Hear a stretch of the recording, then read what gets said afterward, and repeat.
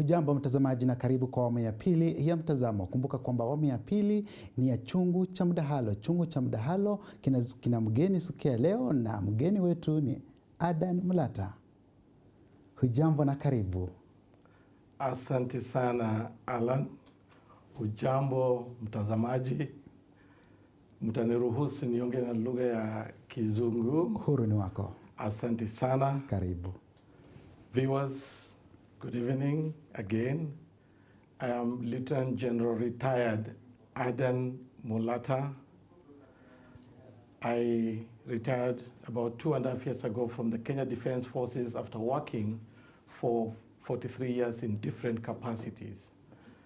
I've been able to do a lot of work in some of the areas and regions that we'll discuss in the subject of today. And also the fact that I've had exposure at different levels in government, working from the bottom to the strategic level.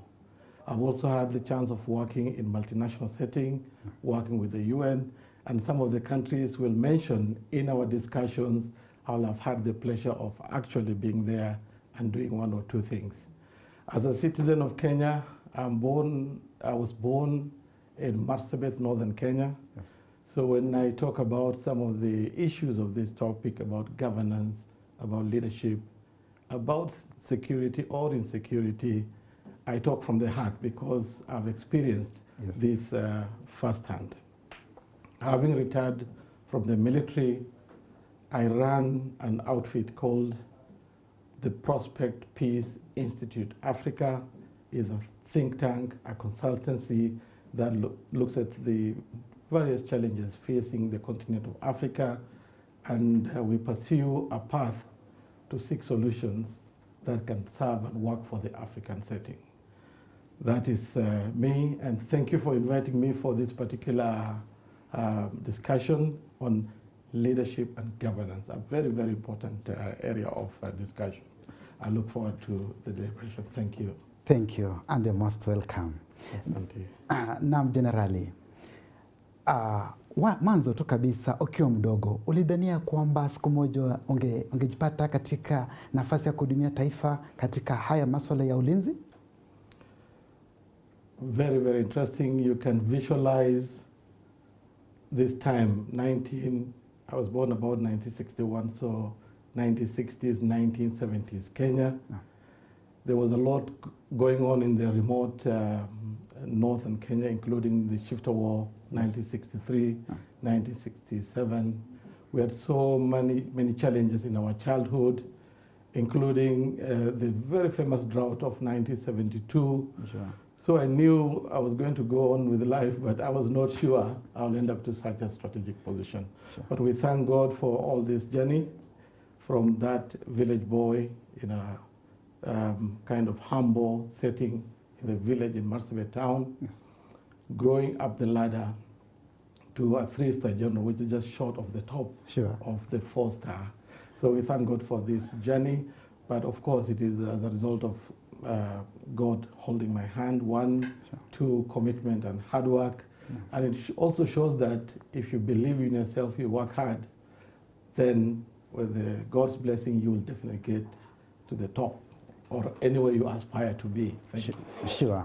Taarifa ya nne aliyekuwa waziri mkuu Raila Odinga, kuna jambo muhimu amezungumza pale, na ni jambo ambalo rais wa Uganda Yoweri Museveni alipokuja hapa katika sherehe zile za kirais alizungumza swala hilo hilo, na vile vile pia ambasada wa South Sudan alipokuwa kwenye mazishi ya spika kule Bungoma alizungumzia swala hilo hilo, akasema kwamba Kenya ina bahati sana katika Afrika, manake Kenya haijapatwa na matatizo kama vile mataifa mengine kama vile Kongo, Somalia ama Sudan Kusini. Na akasema ya kwamba ni amani ambayo inachangia haya. Lakini yule ni mwanasiasa. Wewe kama mlinzi mstaafu, una ujuzi mkubwa, unadhania kwamba ni mambo yapi ambayo yameweka Kenya kwenye mstari wa mbele kwa masuala ya amani? Asante sana. Alan, the question of security in states of in states in Africa, Yes. across the continent, Yes. is an area we need to constantly look at, discuss, even get worried about. Sure.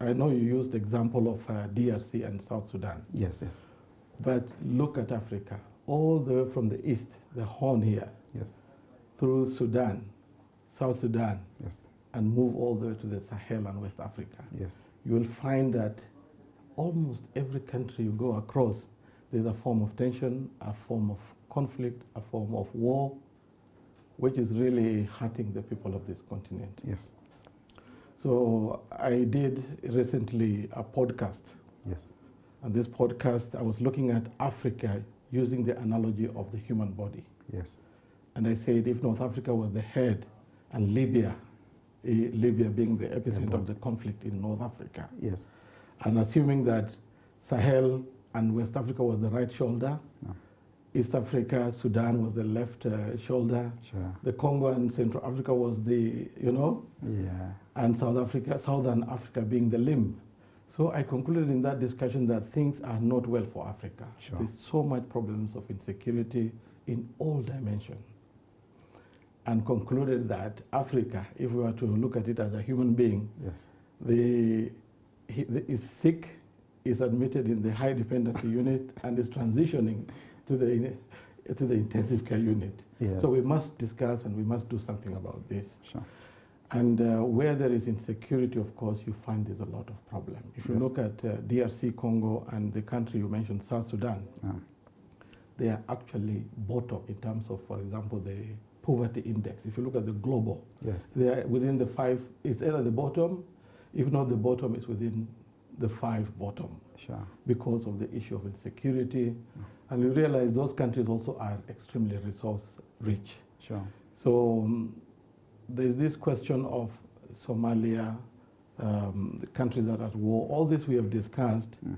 are countries that are experiencing violence. sure, And some are at war with serious consequences as a result of, for example, things like the terrorism activities, Sure. different groups like the Sudan, where you are having the Sudan armed forces fighting with the rapid support forces, Yes. and divided the country into two. Tension in South Sudan, almost at war. So if you go that way, there are some discussions on every country of Africa. no, We need to worry about that, and that's why institutions like the one I run yes, are meant to look at making this topic discussable and seek solutions. But back to Kenya, yes, indeed we are very lucky that we are stable, we can move around freely. A lot of good things are happening in the country, yes, but we should not be very comfortable. If you look at what happened last year, the Gen Z sure, issue sure, almost brought us to our knees. So when we talk about Kenya, we can see semblance of order and peace. yes, But there are certain underlying issues, what we call structural problems, yes, that can quickly erupt Yeah. and become a serious problem for Kenya. yes, So as much as we are peaceful, we need to be extremely cautious, particularly the leadership have to pay particular attention yes, to what the citizens are saying, what the citizens are concerned about, and what the needs of the citizen are. sure, If we don't go that way, we are likely to disrupt this relative calm that we have. sure, In Kenya, again, we are a very divided society because you have had this where people from some parts of northern Kenya say yes, that they are visiting Kenya. sure, When they pass Isiolo going southwards towards Nairobi, No. they are visiting Kenya. sure, So it's real. There are certain parts of our country which is still in backward stage, not backward in the sense of civilization, yeah, but in terms of government service delivery. sure, So we need to be very cautious even within our country. And those regions that I've talked about, which I'm saying has got challenges, yes, is about insecurity. sure, When you talk about, for example, Lamu, Tana River, Wajir, Garissa, Marsabit, Isiolo, all the way to Turkana, Yes. Yoni Karibu, it's about half of half Kenya. of Kenya, sure, And you're talking of insecurity, you're talking of extreme poverty. Poverty in those regions go as high as 78%, sure, more than double the national average. Mm. Our children are not going to school there. They don't have jobs. The youth don't have jobs. Sure. So these are things we need to pay attention as leaders so that the country is balanced in terms of growth. The question of equity, equality in distribution of resources is all factored in. Where things are not working because of insecurity, like schools have been closed because of banditry, because of terrorist activities, teachers are not there. Sure. We should make effort to have that school functional. Yes. Where, for example, the administration is not present, or the presence of government is not there, there are those dangers associated with ungoverned spaces. We should allow government to take up place so that huduma iweze kufanyikia wananchi. So really very important that we look across the entire sovereign space of Kenya and look at what is happening in each of this space. And as leaders from top, when I say top national level leadership, members of National Assembly, the governors, all the way down to the MCA and the chief, we should pay attention to this particular concern. And talking about leadership, you have served there for over 40 years in the military forces. And there's something to be admired because in military forces, it is an institution that is trusted by Kenyans. Yes, one of the few institutions that still hold that trust of Kenyans. And not just Kenya, the whole world, because in Africa, Kenya is ranked top 4 among the topmost, the country that has got the disciplined forces. Right. What is this secret that actually is in the military that the people in government, the leaders, should learn from you? Thank you so much. My 43 years, 44 days is one of the longest service in the history of the Kenya Defense Forces. Sure.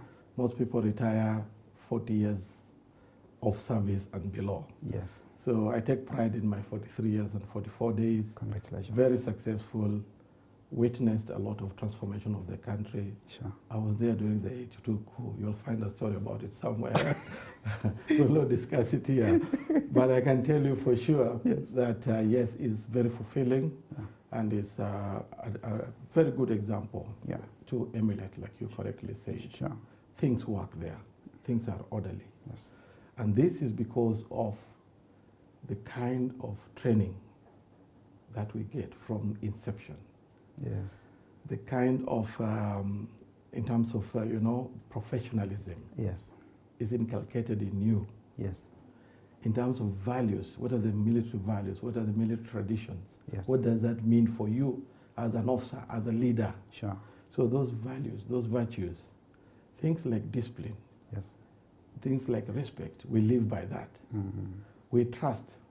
And that's why when the leader tells you turn right, you immediately you find all of them turn right at the same time because they trust the leader has done his own, what we call analysis, and he's taking you in the right direction. So all these values is what has made us what we are. Key is professionalism, ethical values is what guides us in many ways, and most importantly, the question of discipline. Yes. Discipline is a very, very important virtue. There must be order at every level in society. Even in a family, in society where in a village you meet elders, you meet your parents. So there's a way you relate in a disciplined way, respectable way, and you also trust what they tell you. Sure. So this kind of relationship, which is virtue-driven, trust-driven, and when you're given a job, you run and you do it, then this bonds us. Sure. So we form that esprit de corps. And therefore, is a very, very important thing within the military, and is a very good thing to emulate. When the military undertakes its tasks, it's a very elaborate journey. Sure. It can start from level of leadership, or it can start even from the bottom. Yes. But it's properly synthesized, analyzed, so that when we say we go and do this, it's something every individual from bottom to top has owned. Yes. This is a very important culture we need to adapt across government in other spaces of leadership. Yes. It will go a long way in making us improve on service delivery. All right. Thank you. Talking about that, it was manifested clearly during the reign of the retired President Uhuru Kenyatta. The Nairobi County government was running in turmoil. And during that time, it was the reign of Governor Songo. So he was moved from the office, and General Mbadi, was taken as the metropolitan leader of Nairobi. And we saw many projects.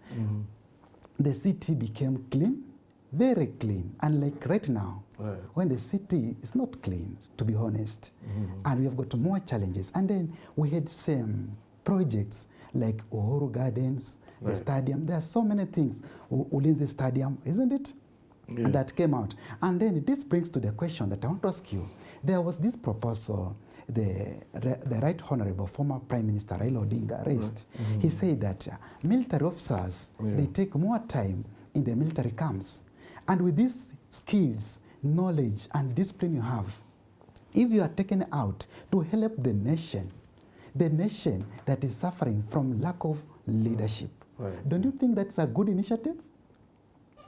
You know, I'll be a bit cautious, Alan. Sure. To be able to discuss the Nairobi County, whether under Sonko, under Badi, or under Sakaja. Yes. I will not be very authoritative in discussing and doing a comparison, obviously. Sure. But what I want to say is the military is a very important national resource. Yes. When it comes to protecting the sovereignty of the country, the territorial integrity, that is the hammer the nation has as the military instrument of national power. Yes. So it's ready to defend the country from all dimensions, whether it's air, the sea, or the land. Sure. They are ready in all dimensions. Nowadays, even cyber. Yes. So they'll be ready to protect this country and ensure it remains sovereign and the territorial integrity is respected by all. Yes. That is given.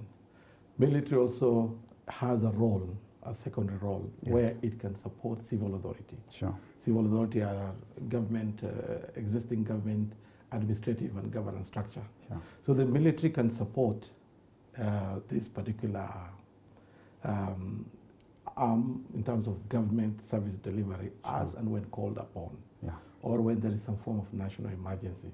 They can be called. The modalities vary, but they can support even internally. The military also, like you said, whether serving or retired, is a very important national resource. Sure. So using them is actually wise. Sure. You see, the military throughout the career, like in my case, 43 years. Yes. The government has invested in me so much. A lot. I have visited 60-something countries. I've trained in, I don't know, a decade plus, 10 plus countries. Yes. I have done so much, got so much exposure, courtesy of Kenyan taxpayer. Sure. So there's no harm telling me come back and contribute to society in one way or another. Yes. Personally, as a retired general, I'm always prepared to give back to my country. Having given me all these blessings, anchored me, I'm prepared. And I'm sure many other senior officers and other other levels of leadership in the military are all prepared to support, because the government is the one that has developed these skills, this knowledge, using Kenyan taxpayers' money. The question that I asked General, the military, officers, instead of them staying in the camp, that they should be deployed so that they can do some of the work, instead of importing, just to use an example, like Chinese to come and work here. We can use the military because they've got the same experience, and as you have said clearly that the government has invested a lot in training the military officers. Correct. Is it possible? We have to be very cautious. Yes. The military resource is available to Kenyan citizens, Kenya government in whatever form, as and when required. Yes. When there is a crisis, when there's an emergency, when there is service to be given in a particular area where the others will face challenges. Sure. But we need to be very careful, fully taxpayer funded, salaries are paid for by the government, equipment bought by the government, the fuel is by government. It cannot compete with contractors, for example, for roads. Sure. It will not be fair. You see what I mean? Eh? Yes, yes. So we must allow our other industries also to grow. But it is a very important anchor for government, Yes. and it can be utilized in whatever form, as and when required, and Yes. is available. But moving them, remember they also have their core primary responsibility. Yes. They are preparing for war. Sure. So you don't want to put them in shops and streets and everywhere, doing nothing or doing farming and other things. Eh? Sure. But I see where you're heading. We are a very important resource, and I'm sure I'm using my backdrop of my earlier knowledge, Sure. having been there, but I'm sure those who are there in their wisdom Yes. are looking at what possibilities and where KDF can contribute for positive impact. All right. I know, having been there before, we look at, for example, areas contractors will not go. Yeah. They will not be safe enough to go. Then now we can deploy the KDF assets like engineers to do some of the securitized roads, build schools like you have seen in North Rift, Yeah. among many others. So they do this kind of great job out there, and they actually even budget for it. Sure. But there is to be a bit of caution not to virtually remove them from barracks and put them in streets and do things that every other Kenyan can do and generate wealth for themselves. Do you think it is wise to politicize military, like politicians using military to achieve their agenda or goals? Is it, in terms of security, is it wise? Right. The military is what they call apolitical. They don't align themselves with any political outfit. Sure. They are there to serve the country, the people, and when called upon, defend the country in whatever dimension. So discussing the military in either political or other fora, Yes.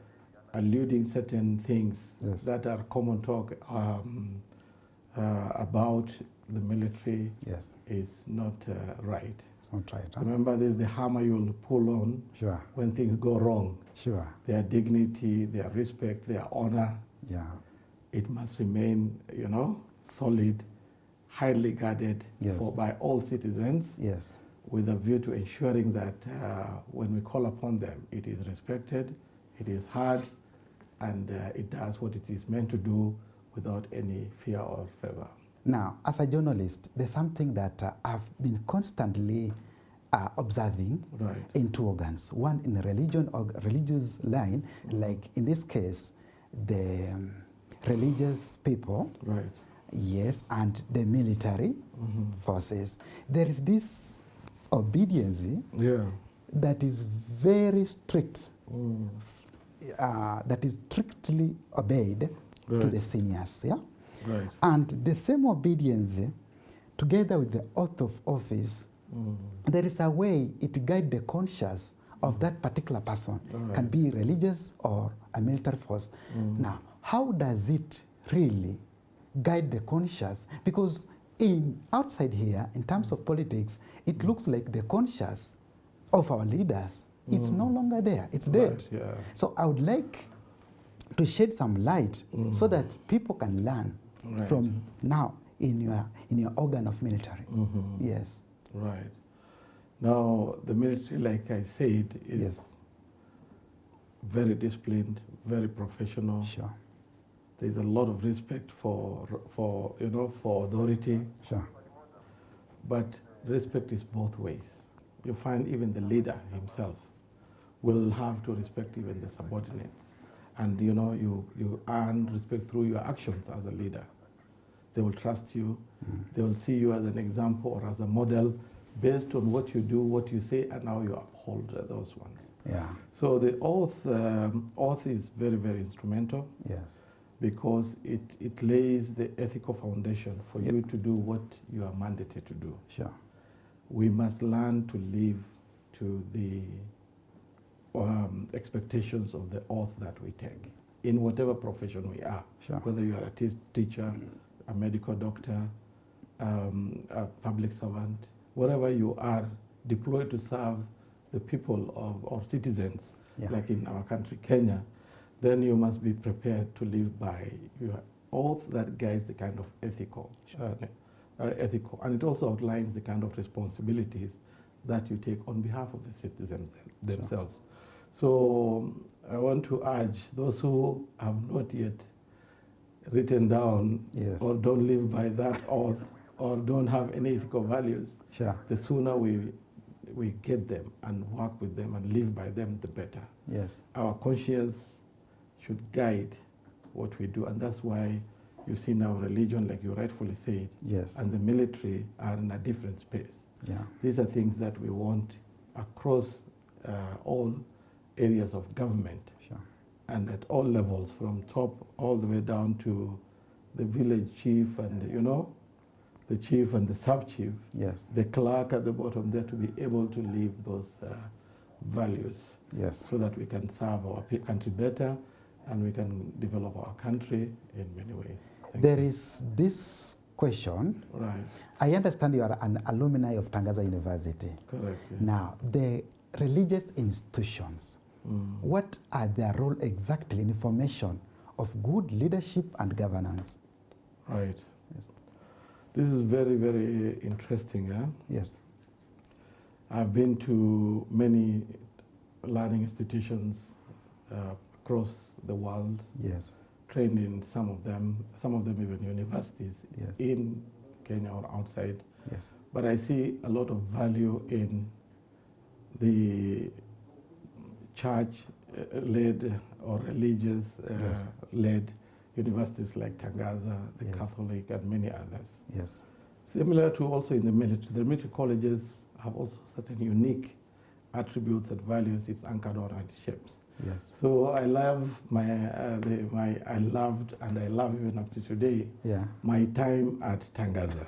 Very unique experience. Yes. And when you anchor what you do on your spirituality, you are able to reflect. Then you anchor your thoughts on what you need to do to change the condition of those who are disadvantaged in society. So those who are marginalized, those who are poor, and so on.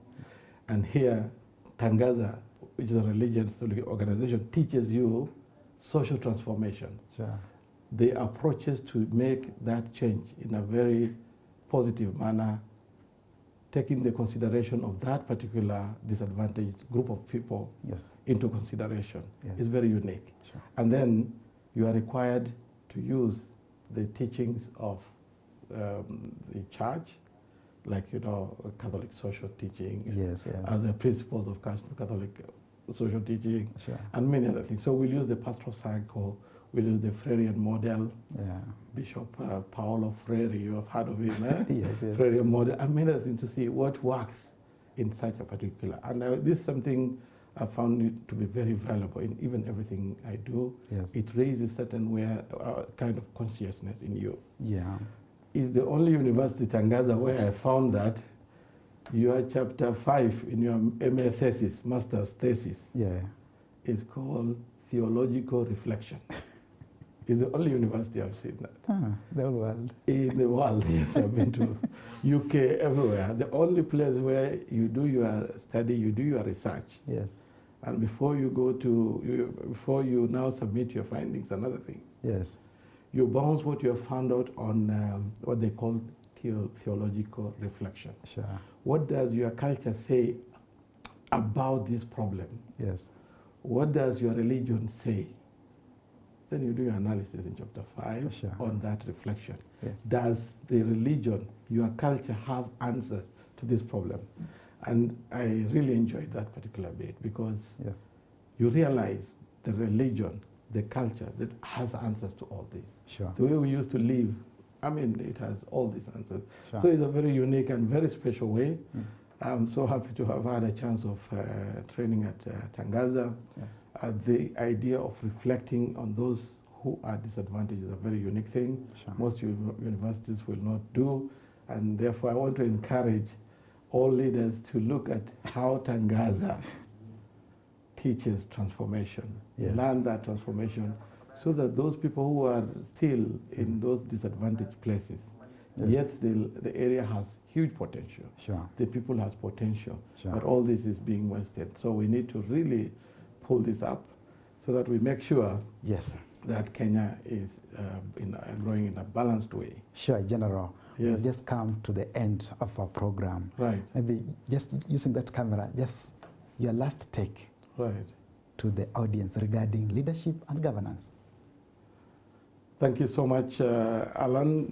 My final thought is about time we reflected on the realities that are affecting our people. We should look at, in our country, for example,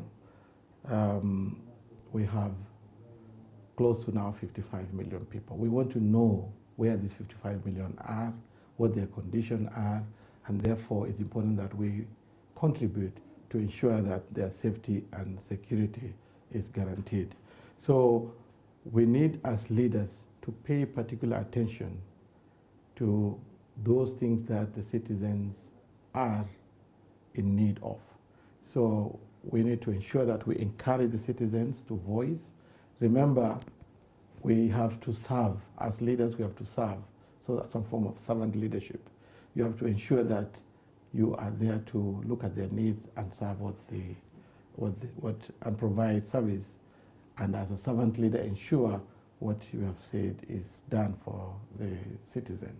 In that process, we'll be able to develop our country, prosper it, and every citizen will be, wherever he is, be able to contribute to national development in one form or another.